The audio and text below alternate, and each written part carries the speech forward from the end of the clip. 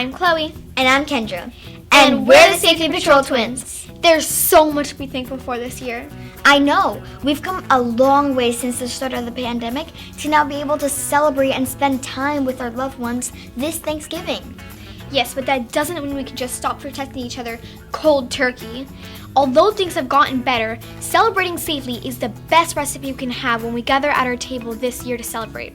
So before you start cooking, be sure to know if any of your guests have any food allergies, just like our brother who's allergic to potatoes.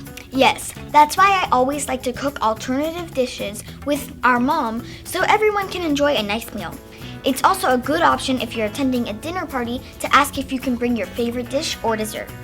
Kendra, it's important that if you have allergies, you carry your EpiPen in case you have a reaction.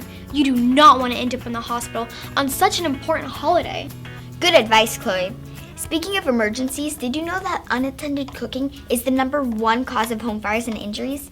As you spend more time in the kitchen for preparing for this Thanksgiving dinner, protect yourself and others from fire. Stay in the home when cooking your turkey and check on it frequently. Do not turn up the heat in the oven to speed up the cooking time. This could start a fire.